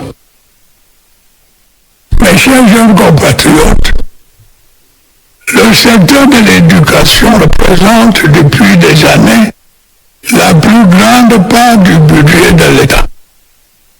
C'est dire l'importance que les pouvoirs publics attachent à votre éducation. Au fil des années et à tous les niveaux de notre système éducatif, de nouvelles infrastructures sont construites, de nouveaux enseignants formés et déployés. Les programmes sont régulièrement révisés afin d'aller toujours plus loin dans la professionnalisation des enseignements. Notre objectif étant en effet de parvenir à une meilleure adéquation formation-emploi. J'ai instruit le gouvernement à cet égard de mettre en place un mécanisme compétitif de développement des compétences. C'est le sens du projet d'appui au développement des enseignements secondaires et des compétences pour la croissance et l'emploi. Il permet de financer la formation initiale et continue des travailleurs. Il vise également à renforcer les capacités des acteurs de l'économie sociale et du secteur informel où se concentrent de nombreux jeunes. J'ai également prescrit la réduction des frais de scolarité dans les centres de formation professionnelle d'excellence. Ces frais sont passés de 500 000 francs CFA à 50 000 francs CFA dans l'optique de permettre au plus grand nombre de jeunes d'accéder à une formation de qualité. Outre l'entrée en service du tout nouveau Centre national de formation des formateurs et de développement des programmes, il me plaît de noter celle des centres d'information et d'orientation professionnelle à Maroua, Gandere, Yaoundé, Douala, Bamenda et Bafoussam. Désormais, les jeunes en quête d'emploi pourront y être édifiés sur les opportunités diverses qu'offre le marché du travail. Mes chers jeunes compatriotes, en plus du recrutement chaque année d'un nombre significatif de jeunes dans la fonction publique, l'État multiplie les initiatives visant à stimuler la création d'emplois dans le secteur privé et à encourager l'auto-emploi. Je ne dirai jamais assez, l'auto-emploi constitue l'une des meilleures voies d'insertion socio-professionnelle face à l'impossibilité pour l'État et le secteur privé d'absorber le volume sans cesse croissant de jeunes qui arrivent chaque année sur le marché de l'emploi. Le plan triennal spécial jeune lancé en 2016 s'inscrit dans cette logique. Il a déjà permis de financer des milliers de projets en faveur des jeunes. Dans la même lancée, le programme de promotion de l'entrepreneuriat a contribué à la création de plus de 12 000 nouvelles entreprises en 2023. Celles-ci ont généré près de 22 000 emplois directs. Et ces progrès sont certes encourageants, mais j'en suis bien conscient, ils demeurent insuffisants par rapport au nombre de jeunes qui sont en quête d'emploi. C'est pourquoi je vous invite à saisir les opportunités qu'offre la mise en œuvre du plan triennal intégré import-substitution 2024-2026 pour vous engager dans les activités de production. Elles vous permettront non seulement de vous rendre utile à votre pays, mais aussi de trouver les moyens de subvenir à vos besoins. Mes chers jeunes compatriotes, je voudrais saisir la présente occasion pour saluer l'action des différents organes mis en place pour faciliter l'insertion sociale des jeunes. Tel est le cas du Conseil national de la jeunesse qui compte à ce jour 14 000 organisations de jeunes et structures déconcentrées. Tel est également le cas des conseils municipaux et des conseils régionaux des jeunes, où ils ont permis d'engager volontairement près de 8 000 jeunes dans l'apprentissage de la gestion des affaires publiques et des chantiers de développement de leur communauté de base. Mes chers jeunes compatriotes, répondre aux préoccupations de la jeunesse a toujours été au cœur de mon engagement politique. Sous ma direction, le gouvernement s'y emploie avec constance et détermination. Je tiens toutefois à dire que notre jeunesse ne saurait tirer pleinement avantage des opportunités qui lui sont offertes si elle ne s'approprie pas pleinement les valeurs civiques et morales qui sont le socle de la vie en société. Le goût de l'effort, l'intégrité, le patriotisme, la tolérance, le civisme, le respect des lois et du bien public en font partie. Nous sommes tous aujourd'hui témoins de la détérioration progressive de ces valeurs dans notre société et malheureusement aussi parmi les jeunes. La dépravation des mœurs, les comportements inciviques et déviants, la violence et l'indiscipline, la consommation de l'alcool et des stupéfiants, l'intolérance progressent dans notre société. Le milieu scolaire n'y échappe pas. Les réseaux sociaux, qui sont désormais le terrain d'expression favori des jeunes, sont dévoyés et deviennent le théâtre de toutes sortes d'extrémismes. Je vous exhorte une fois de plus à une véritable prise de conscience en la matière. J'en appelle également aux parents et plus généralement à tous les éducateurs pour qu'ils assument pleinement leurs responsabilités. Malgré l'évolution inexorable des mentalités et des comportements, ils ne doivent pas baisser les bras et doivent continuer à éduquer et encadrer notre jeunesse. Ils doivent continuer à inculquer à nos jeunes les valeurs nécessaires à un cheminement fructueux à travers les épreuves de la vie. Mes chers compatriotes, la volonté croissante d'une frange de notre jeunesse d'émigrer vers d'autres cieux est de plus en plus préoccupante, surtout lorsqu'elle tourne à l'obsession et concerne même des personnes qui ont réussi localement leur insertion sociale. Certes, notre pays, comme bien d'autres dans le monde, connaît une conjoncture difficile. Cependant, la solution n'est pas toujours de s'en aller. Partir, oui, mais pas à n'importe quel prix. De plus, sachez que pendant que vous aspirez à partir, de nombreux étrangers essaient de s'installer au Cameroun, confirmant en cela qu'il s'agit d'une terre accueillante et d'un pays d'opportunité. En le disant, je ne perds pas de vue les aspirations légitimes qui sont les vôtres, ni les inquiétudes qui sont celles de tous les jeunes de votre génération, où qu'ils soient. Il est toutefois de mon devoir de vous rappeler, année après année, de faire attention aux mirages et aux dangers de l'émigration à tout prix.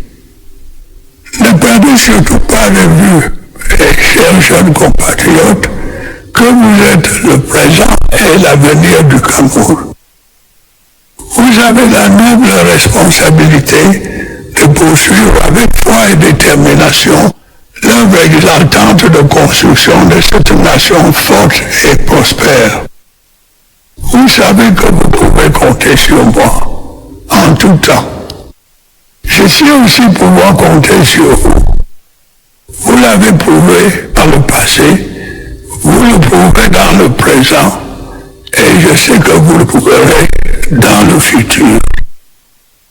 Grâce à votre vitalité, votre ingéniosité et votre maturité, vous pouvez contribuer efficacement à la construction de cet avenir radieux auquel aspire notre pays. Bonne fête de la jeunesse à toutes et à tous. Je vous remercie. Retour sur ce plateau spécial exclusivement dédié à cette allocution présidentielle. Le numéro 1 camerounais s'est exprimé, la jeunesse du Cameroun l'a suivi. Et nous allons ensemble prendre les premiers ressentis quant à cette allocution présidentielle. Nous allons essayer de faire les premières analyses. Je commence par vous. Alors, Yaya Bello, c'est à vous que la parole était, c'est à vous que nous la remettons pour votre première perception après la communication présidentielle. Alors, ma première perception de ce discours, de cette allocution du président de la République, c'est que nous n'assistons pas à un discours révolutionnaire. C'est-à-dire que quand vous prenez le discours de l'année passée, vous remarquez que en réalité le contenu est presque le même. Juste 2 ou 3 actualités, notamment celle de la participation foireuse, je dis comme ça, de l'équipe du Cameroun. Le président nous a dit désormais que nous sommes un continent. Voilà, enfin, voilà. Bon, la résilience également des Camerounais par rapport à l'augmentation des prix de carburant. Et je crois ce qui est nouveau dans le discours, c'est que le président annonce, je crois que j'ai bien suivi, un plan triennal 2024-2026. Je crois que c'est peut-être le nouvel élément qui entre dans ce discours. Sinon, alors, je reste avec vous. Vous, en tant que jeune, lorsque vous avez écouté le numéro 1 camerounais, vous êtes surpris, vous êtes inquiet, vous êtes anxieux. Cette parole suscite encore telle en vous une once d'espoir, une lueur d'admiration. Croyez-vous encore à cette parole présidentielle? Vous êtes jeune, êtes-vous inquiet quant à la situation que le président lui-même décrit et reconnaît au travers de ces mots? Alors, le président de la République, il est d'abord le numéro 1 du pays. Donc, quand il parle, on l'écoute, on le respecte. Et enfin, nous devons beaucoup de respect. Mais maintenant, son discours, moi, en tant que jeune, franchement, il me laisse... ça n'étanche pas ma soif, disons ça comme ça. C'est-à-dire que nous avons l'impression que le président n'est pas pressé de résoudre les problèmes des jeunes. Les jeunes n'attendent pas que le président de la République vienne leur dire que l'administration, en fait, le gouvernement ne peut pas recruter tout le monde. Et c'est vrai, dans aucun pays au monde, tous les jeunes sont employés. En fait, la masse, disons, des jeunes est employée par l'État et les privés. Non, l'auto-emploi, nous le savons, c'est une des solutions. Beaucoup de pays se sont développés à travers la densification de l'auto-emploi. On le sait. Et ça a été dit par le président plusieurs fois. Nous le savons. La réforme du système éducatif, parce que nous avons constaté que l'une des raisons qui fait que les jeunes ne sont pas suffisamment compétents ou alors employables, c'est qu'il y a une inadéquation entre les formations, en tout cas le monde universitaire ou le monde de la formation, et le monde de l'emploi. Ce qui fait que la plupart, en fait, tous les jeunes qui sortent, pour qu'ils soient employables, il faut qu'ils passent par des écoles, qu'ils soient formés. Voilà, on le sait. Maintenant, où en est-on avec la réforme de ce système éducatif? Parce que tout part d'abord de la formation. Où en est-on? Est-ce que vous avez l'impression que, comme je disais tout à l'heure, le système LMD, il est efficace? Non, le système LMD, c'est l'ancien système tout simplement, qui a été répercuté parce que les jeunes sortent encore des universités, ils n'ont pas la qualification, il faut encore les former. Nous savons, le président nous a parlé du plan triennal de 2016, là, je crois que c'est le même qui est toujours en activité. Il nous dit par exemple, je vais prendre quelques chiffres là, qu'au courant de 2023, 12 000 nouvelles entreprises ont été créées avec 22 000 nouveaux emplois. Mais je veux demander au président, c'est où? Ou alors, quel a été donc l'impact dans un pays où on vous dit que 12 000 entreprises ont été créées en une année? Est-ce qu'il y a la croissance? Vous voyez que les choses évoluent? Regardez, on est ici à Yaoundé. Comment tous les jeunes de l'arrière-pays sont revenus à Yaoundé pour faire le call box ou alors le bensikin. C'est ça les entreprises là. On revient vers vous. Je dis, il reste sur ma faim. Je n'ai pas vu un président pressé de résoudre le problème des jeunes. Je vois un président qui vous dit n'allez pas ailleurs, parce que quand les gens vont ailleurs, c'est l'espérance, la vie qui a la route. Voilà, donc je suis en disant que, en quelques secondes, c'est que ce discours-là ne change pas grand-chose. Ce discours-là, il n'envoie pas un message aux jeunes Camerounais pour leur dire que l'espérance est revenue, l'espoir est revenu au pays. Donc, il ne change pas quelque chose. Merci, Yaya Bello, Jean-Moïse Mbok. Même question rhétorique. Alors, quelle est votre perception après l'allocution présidentielle exclusivement dédiée aux jeunes? Êtes-vous rassuré? Êtes-vous déçu? Êtes-vous anxieux? Est-ce que le président de la République a su trouver les mots pour susciter un sentiment particulier en vous, jeunes que vous êtes? La première chose que je vais dire, c'est que la parole du chef de l'État n'est pas parole d'évangile. Donc je n'ai pas besoin de croire à cette parole. C'est une parole qui est censée produire une dynamique, qui est censée motiver, qui est censée encourager.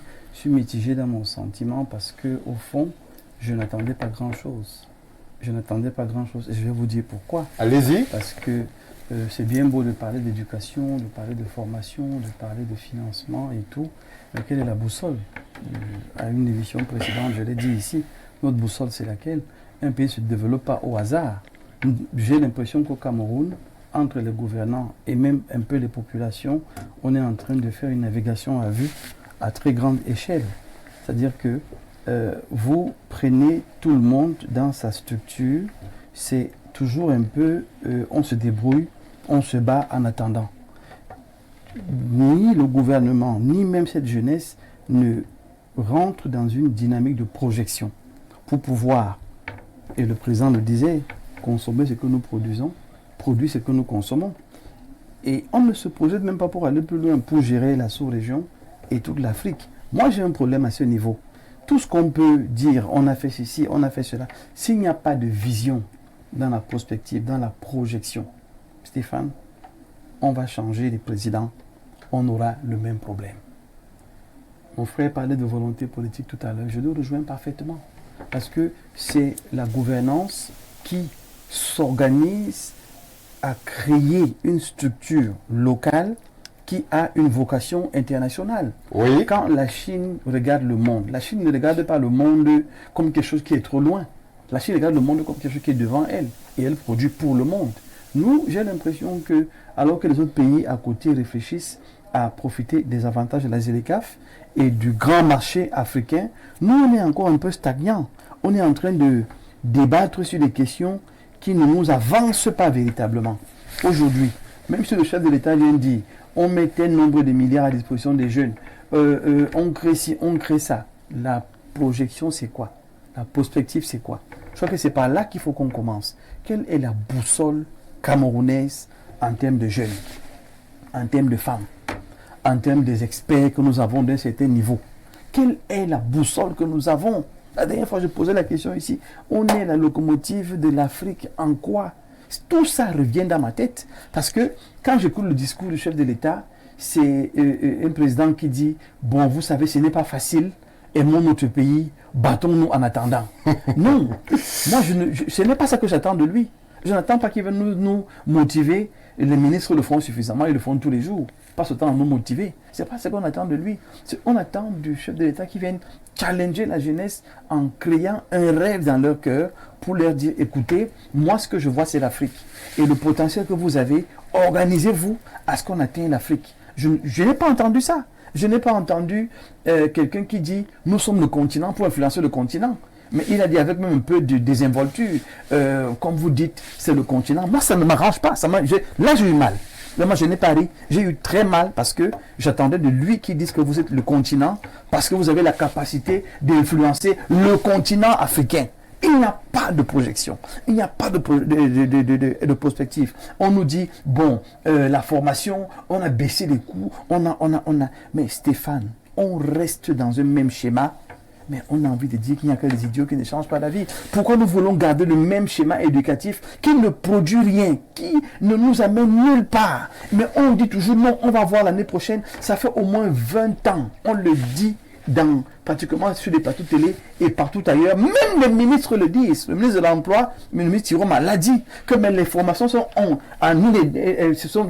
sont pas adaptées aux réalités professionnelles. Les managers ne veulent pas des philosophes, ils ne veulent pas des sociologues, ils ne veulent pas... Ce n'est pas ce qui développe les entreprises. Mais pourtant, les philosophes ont leur place. Mais il faut qu'on crée de l'architecture pour qu'ils puissent se développer là-bas. Non, Stéphane, j'ai mal. C'est pour ça que je parle comme je parle. Merci. Parce que je m'adresse, j'attendais que mon père me dise que le potentiel que vous avez, c'est pour l'Afrique. Il ne me l'a pas dit. Il ne me dit même pas que le potentiel que c'est pour le Cameroun. Il ne me l'a pas dit. Il ne faut pas qu'on vienne ici essayer de faire comme si on parlait d'un autre pays. Je l'ai trouvé fatigué. Ça m'a fait de la peine. Oui. Mais à côté de la fatigue, qui redit ces discours, mon Dieu? Il faut que les gens arrêtent. On a besoin que notre père nous parle des choses qui nous regardent immédiatement. La Cannes, c'est bien. Le continent, là, demain, le jeune qui écoute là, à qui on dit ne pars pas au Canada, reste ici, il va retenir quoi? La menace que bon, si tu pars, d'autres vont venir occuper ton territoire. Mais il faut qu'on arrête Stéphane. Merci Jean-Moïse Mbok. Monsieur Chougem, vous étiez inquiet quant à la place que le chef de l'État accorderait au secteur qui est le vôtre, celui de l'éducation. Et vous rassurez, le président a rappelé que l'éducation fait partie de ses priorités. Quant à la vision d'ensemble de son pays, le Cameroun, il a fait des annonces allant dans le sens de la réduction de certains frais. Est-ce que le chef de l'État vous a parlé, vous en tant qu'acteur du monde éducatif? Je crois que le chef de l'État a dit, n'est-ce pas, concernant l'éducation, il a dit que l'éducation a la plus grande part du budget de l'État. C'est ce qui sont ses propres mots. Oui. L'éducation a la plus grande part du budget de l'État. Alors, l'éducation a la plus grande part. Et comment donc expliquer tous ces problèmes qui sont récurrents dans le secteur éducatif, aussi bien au primaire, au secondaire qu'au supérieur, avec les dettes impayées, avec les arriérés des enseignants impayés, avec, n'est-ce pas, ces forums de l'éducation que nous attendons depuis belle lurette, avec, n'est-ce pas, l'absence du statut particulier des enseignants qu'on attend depuis, et bien d'autres. Il n'y a pas, n'est-ce pas, des logements d'astreinte que nous demandons depuis longtemps. Il n'y a pas la signature de la convention. Vous attendiez à ce que le président résolve tous ces problèmes lors de cette allocution? Bon, en tout cas, au niveau de l'enseignement, plus particulièrement, nous attendons, n'est-ce pas, les promesses du gouvernement faites notamment par le ministre Moutazi, je l'ai dit tout à l'heure, qui a promis 96 milliards. Nous voulons que ces 96 milliards entrent effectivement dans les poches des enseignants, des instituteurs et des professeurs. Et là, il y a une date butoir pour ça, c'est-à-dire août. La date butoir, c'est août 2024. Restons sur ce discours. Nous sommes sur le discours. Est-ce que le président vous a parlé à vous? Comment est-ce que, au sortir de cette écoute des mots du chef de l'État, vous vous sentez, vous en tant qu'enseignant? Vous avez de l'espoir lorsque l'on sait que nombreux dans votre corps de métier abandonnent la crèche pour aller se retrouver au Canada? Est-ce que vous avez de l'espoir? Est-ce que vous sentez que après ce discours, les choses vont bouger véritablement dans votre corps de métier? Je ne voudrais pas trop m'étendre sur le secteur de l'enseignement, de l'éducation, par rapport au programme qui a été mis sur pied par le gouvernement, que nous suivons, que nous attendons, que nous regardons à la loupe. Parce que le gouvernement sera pris au mois d'août 2024. Bon, je voudrais, n'est-ce pas, revenir sur quelques déclarations du président Biya. Il dit, n'est-ce pas, que nous, en parlant du sport, en parlant de la CAN qui est en cours actuellement, il a dit, n'est-ce pas, que nous reprendrons le combat et nous vaincrons encore. Nous reprendrons le combat et nous vaincrons encore, parlant des lions indomptables. Tout à fait. Bon, on ne sait pas si la victoire reviendra dans 5 ans, dans 10 ans, dans 20 ans. Ça, c'est des discours un peu aériens. Ce qui est un peu étonnant. Parce qu'il faut être concret, il faut donner des dates. Il faut, n'est-ce pas, il faut parler, n'est-ce pas, comment on appelle ça? Il faut cadrer, il faut circonscrire. Oui. Ça, c'est un discours aérien. Nous vaincrons dans d'autres combats, peut-être en 2050, peut-être en 2100. Oui. Ça, c'est un peu triste. Bon, maintenant, Il a même cité, n'est-ce pas, notre champion Francis Ngannou. Oui. Moi, j'ai applaudi cela. Mais est-ce que vous savez que Francis Ngannou est plus honoré ailleurs qu'au Cameroun? Savez-vous ce que les Ivoiriens ont fait de Francis Ngannou lorsqu'il y était dernièrement? Savez-vous qu'actuellement, Francis Ngannou a on appelle ça des stèles dans des pays comme la Grande-Bretagne? Alors, monsieur Sujem, à ce niveau, Oui. je reste avec vous et c'est par là que je sortirai. Oui. Le chef de l'État félicite aujourd'hui Francis Ngannou, mais c'est le chef d'État aussi qui dit aux jeunes de ne pas tenter l'immigration clandestine. Mais comment est-ce qu'on peut comprendre qu'il y ait autant de dichotomie dans sa communication? Voilà. Il ne voudrait pas que les gens se lancent dans l'immigration, mais il félicite Francis Ngannou, dont on connaît le parcours en termes d'immigration. Nous aurions plutôt voulu que le chef de l'État cite, n'est-ce pas, des stades d'envergure en boxe qu'il a créés, n'est-ce pas, au nord, au sud, à l'est, à l'ouest, pour que les Francis Ngannou éclosent et émergent sur le plan national. Francis Ngannou a failli mourir en mer, hein, je vous le rappelle. Francis Ngannou, ça c'est même un miraculé. Donc, pour limiter donc, les dégâts, pour limiter les expatriations qui se font quotidiennement, n'est-ce pas, le chef de l'État, on s'attendait plutôt qu'il cite, n'est-ce pas, soit les projets, soit ce qui est déjà fait concrètement pour créer des structures en infrastructure sportive, notamment en boxe, puisqu'il a cité Francis Ngannou. Mais je crois qu'il n'y a rien pour le moment. Merci, Bien. merci. Monsieur Vouna, je me tourne vers vous. Même exercice, quel est le ressenti après l'allocution présidentielle consacrée à la jeunesse du Cameroun? Voyez-vous, en tant que président d'une ONG, Organisme africain de développement des familles, parler de la jeunesse, c'est parler de la famille. Et au regard de ce que je viens d'écouter, j'ai l'impression qu'il y a un très grand fossé entre les intérêts de la jeunesse, de la famille, et la pensée politique qui nous a été exposée. Le constat va plus loin, comme le disent mes copanélistes. Il y a une crise idéologique de la création des richesses. Parce que tout est question en politique d'idéologie, de gouvernance, et même dans la création des richesses. C'est-à-dire, vous me dites, on a créé 22 000 emplois. Dans quel domaine? Dans quel domaine? Quand un État dit qu'il y a eu tel nombre d'emplois, ils vous disent dans le domaine aéronautique, dans le domaine agropastoral, dans le domaine. C'est vague. C'est vague. Venez nous dire qu'il y a eu 22 000 emplois. C'est dans quel domaine? Voyez-vous, nous ne sommes plus... C'est-à-dire, à l'époque où on nous figeait des chiffres, on nous plaquait des chiffres et on disait, on acclamait, non. 22 000 emplois, parce qu'on a financé tel domaine d'activité, tel domaine d'activité, tel domaine d'activité, et des jeunes, on peut les trouver parce qu'ils ont créé 12 000 emplois, 12 000 entreprises, 12 000 entreprises sur le papier, comme je l'ai, ou alors 12 000 entreprises qui payent des impôts. Parce qu'une entreprise, elle est valable, lorsqu'elle a... On aurait préféré 12 000 entreprises qui emploient la jeunesse. Qui emploient la jeunesse. Naturellement. Mais qui paye les impôts? Et qui paye les impôts? Quand je dis déjà payer des impôts, ça veut dire que c'est... Quel produit, quel travail... Lorsqu'il fait référence à 12 000 entreprises, c'est en fonction de ces unités de création d'entreprises qui ont été mises en place dans des grandes métropoles pour pouvoir permettre... Est-ce qu'on veut nous dire que toute la jeunesse deviendra patron, chef d'entreprise? Je ne pense pas. On ne développe pas un pays et on ne crée pas des emplois avec une jeunesse chef d'entreprise. Oui. On crée des emplois avec une idéologie de création d'emplois. Alors particulièrement, comme je l'ai dit tantôt, sur votre fin. oui. Est-ce qu'il n'y a même pas un verre d'eau? Ça veut dire toute ma faim, en fait, il n'y a même pas eu de repas. Oui. Il n'y a pas eu de repas pour dire que je suis resté sur ma faim. Je voudrais tout simplement dire que lorsqu'on parle en plus d'import-substitution, en orientant ça dans le domaine des financements de projets, donc c'est les jeunes qui sont inexpérimentés qui vont créer le poids de l'import-substitution. Je me pose la question. C'est-à-dire que comme il n'y a pas de blé au Cameroun, alors le financement de 500 000 peut faire un champ de blé et le transformer. Comme il n'y a pas de blé et qu'on veut remplacer le blé par le manioc ou le maïs, 500 000 francs ou 1 million peut faire un champ de maïs et transformer cela en farine? Non.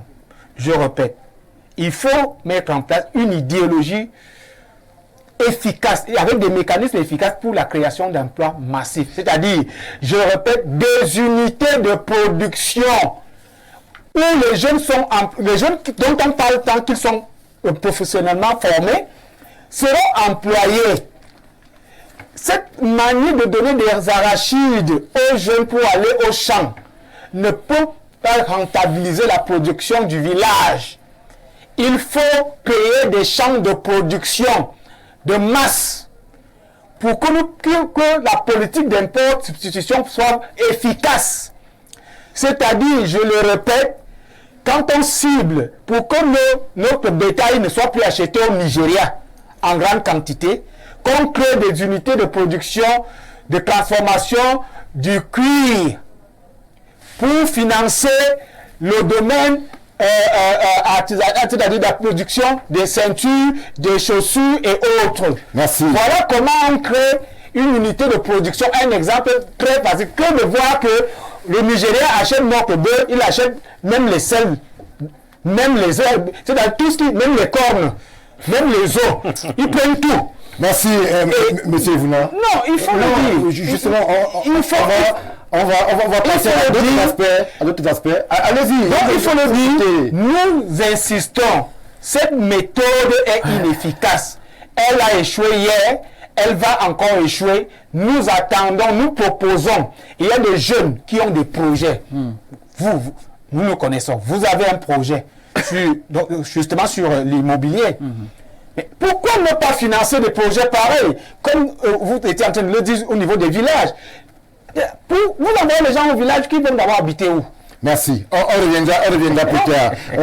Merci, monsieur Evouna. L'aspect qui vous interpelle le plus aura été abondamment relayé par vous-même. Merci.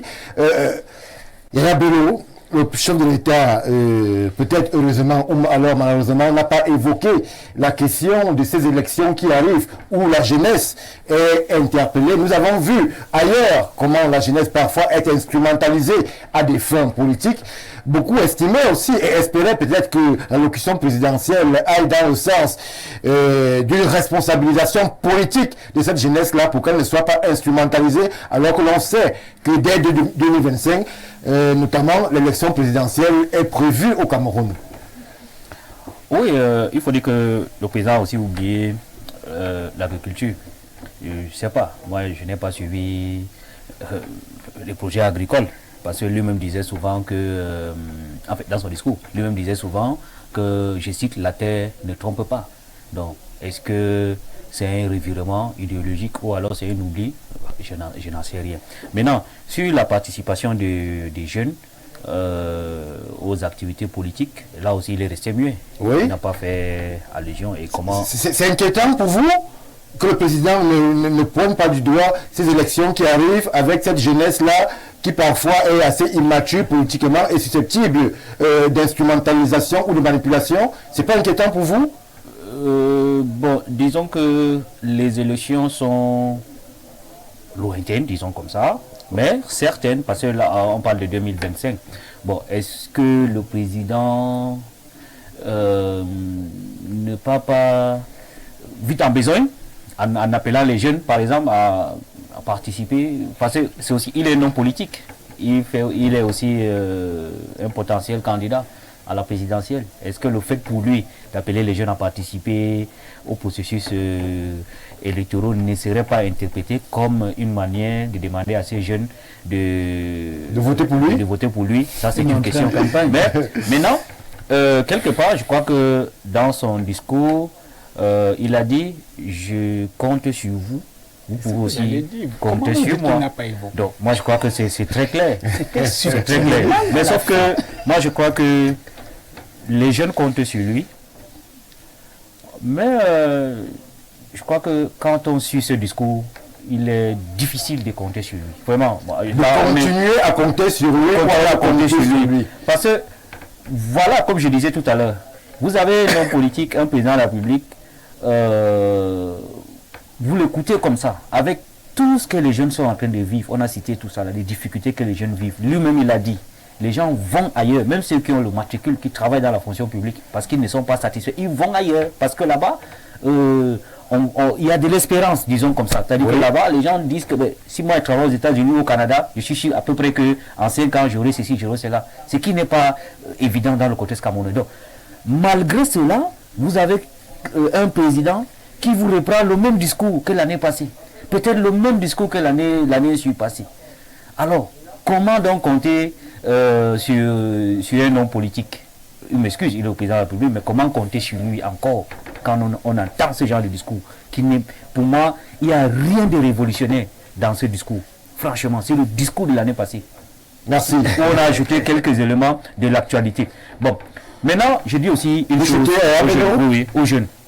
Parce que le Cameroun, c'est un pays essentiellement jeune. Je crois que 65% des Camerounais ont entre 15 ans et 65 ans. Je dis aussi à ces jeunes-là, c'est parce que, et moi je les invite, c'est parce que vous vous êtes désintéressés de la gestion des affaires publiques, notamment en participant aux activités politiques, en s'inscrivant, en votant et en suivant le vote, qu'un homme politique qui a un mandat peut vous parler comme cela.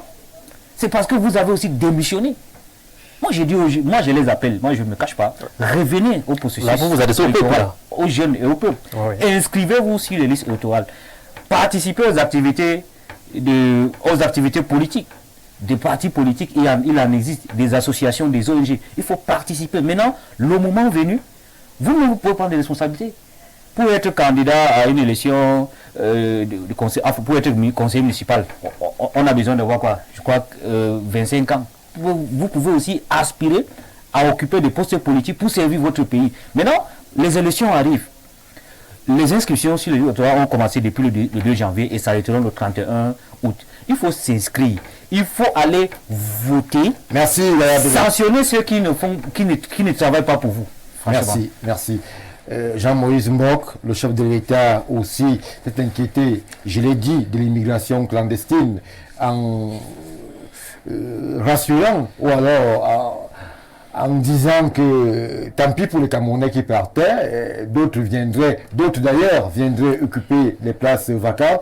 Mais est-ce que la lecture est la bonne? Est-ce qu'on s'est interrogé pourquoi cette jeunesse quitte le pays? Pourquoi elle s'en va parfois formée par le Cameroun servir d'autres intérêts? Est-ce que le président, à ce niveau, fait la bonne analyse?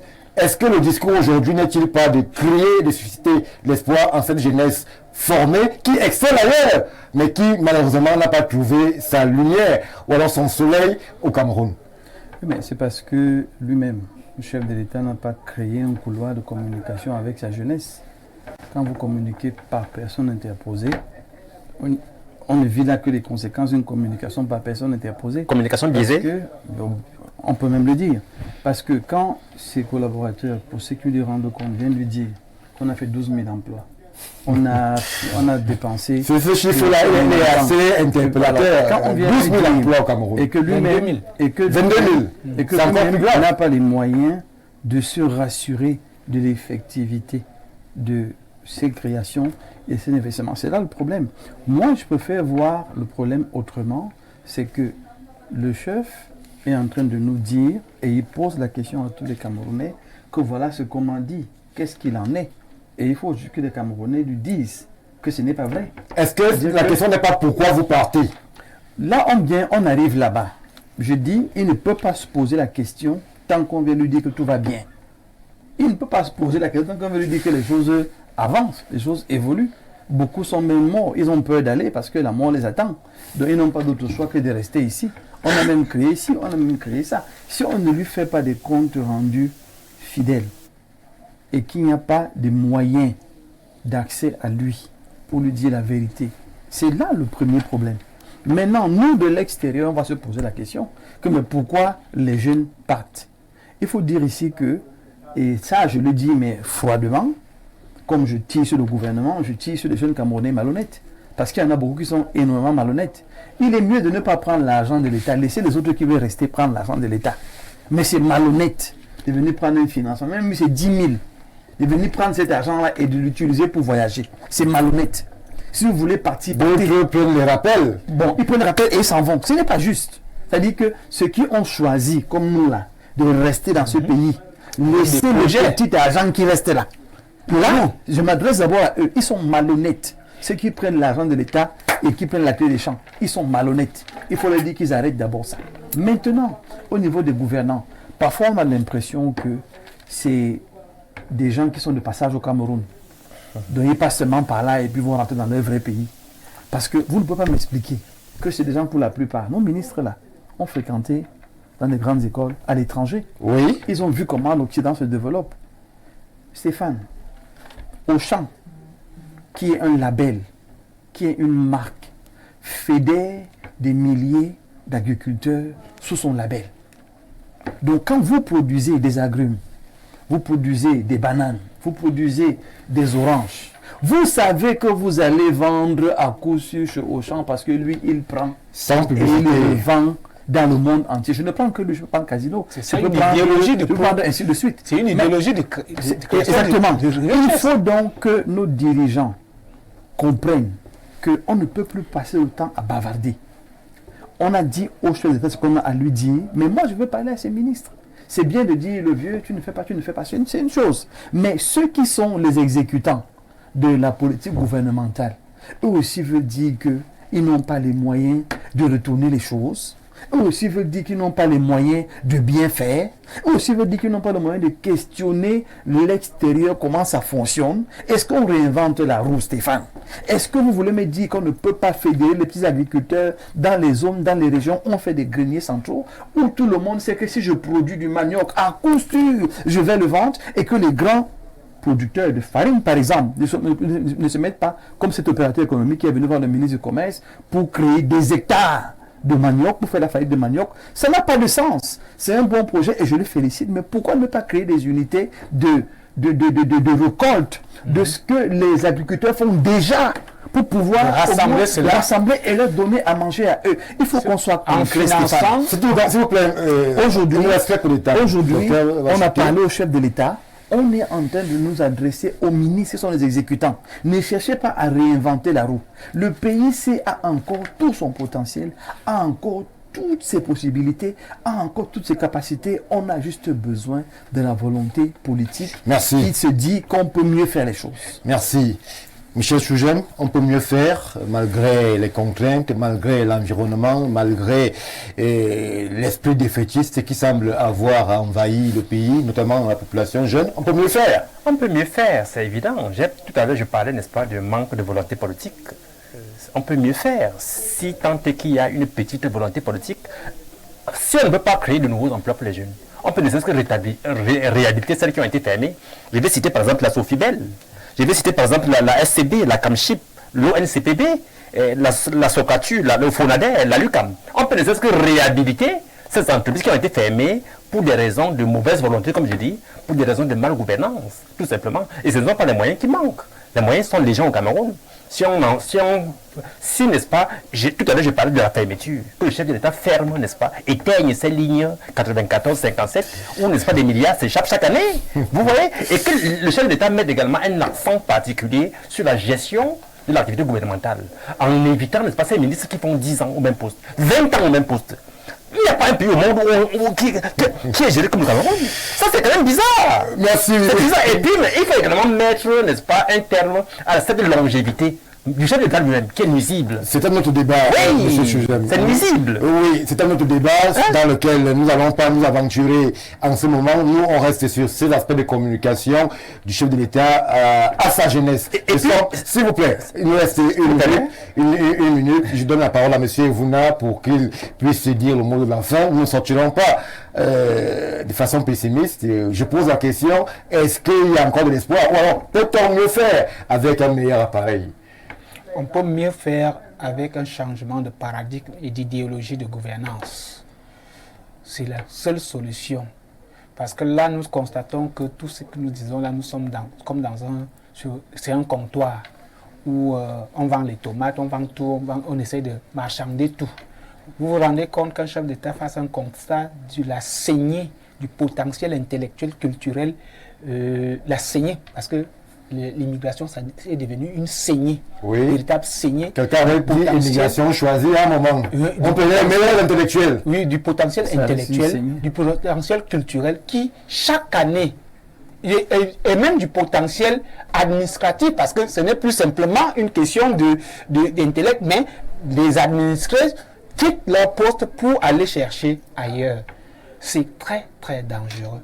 Ça nous oblige à sortir par un sentiment, pas pessimiste, mais un sentiment mitigé. Oui. C'est-à-dire, parce que nous sommes restés, nous ne partirons pas. J'ai comme l'impression que les gens veulent nous pousser aussi à partir. Nous avons nos projets, nous avons nos projets. Oui, on l'a déjà vu. Nous avons nos business plans, nous croyons en la terre de nos ancêtres. Nous croyons que cette nation, Dieu n'a donné à aucun de nous le titre foncier de cette nation. Plus qu'à un autre. Et s'il y a un titre foncier, c'est Dieu qui le tient. Et que les uns et les autres ne pensent pas que nous allons partir. Nous sommes là. Et ceux qui nous gouvernent, je veux dire comme le qu'ils se comportent comme s'ils étaient de passage. Oui, ils sont de passage. Parce qu'on a l'impression qu'ils travaillent pour, sachant qu'ils vont partir lorsque le bateau va couler. Non, le bateau ne coulera pas.